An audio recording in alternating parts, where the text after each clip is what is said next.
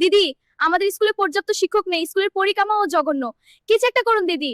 আচ্ছা, এই ব্যাপার। এই নাও, তোমার জন্য রইলো 25,000 টাকার কন্যাশ্রী। এবার খুশি তো? দিদি, আমরা মাছ চাষ করি, কিন্তু কোল্ড স্টোরেজের অভাবে মাছ বেচার আগেই নষ্ট হয়ে যায়। অন্ধ্র গুজরাটের মাছ বাংলায় ব্যবসা করছে, আমরা কি করব দিদি? আর মাছ বেচে লাভ নেই, বাঙালি বেশি দামে অন্ধ্র গুজরাটের মাছ কিনুক। তোমরা বরং চপ ঘুগনির দোকান খোলো। এবার খুশি তো?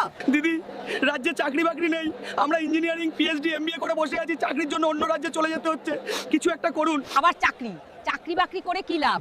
এই নাও, তোমার জন্য মাসে 1500 টাকা বেকার ভাতা। এবার খুশি তো? দিদি, টিএমসিপির কিছু নেতা মিলে ইউনিয়ন রুমে আমার সাথে, একজন মহিলা মুখ্যমন্ত্রীর কাছে আমি কি কোনো ন্যায় বিচার পাবো না? কেঁদো না, কেঁদো না। তোমার জন্য রইলো 10 লক্ষ টাকার ক্ষতিপূরণ। এবার খুশি তো?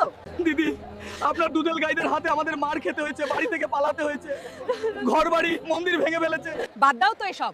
এই নাও, তোমার জন্য রইলো লক্ষ্মীর ভান্ডার, আরো 500 টাকা এক্সট্রা। এবার খুশি তো? দিদি, সরকারি হাসপাতালে কোনো পরিষেবা পাওয়া যায় না। আমার স্বামী বিনা চিকিৎসায় হাসপাতালের বাইরে পড়ে আছে, একটা স্ট্রেচার পর্যন্ত নেই। এসব স্বামীটামি বাদ দাও। তোমার জন্য রইলো সম্প্রতির 2000 টাকা আর বিধবা ভাতার 1000 টাকা। স্বামী মরলেই মাসে 3000। কি এবার খুশি তো?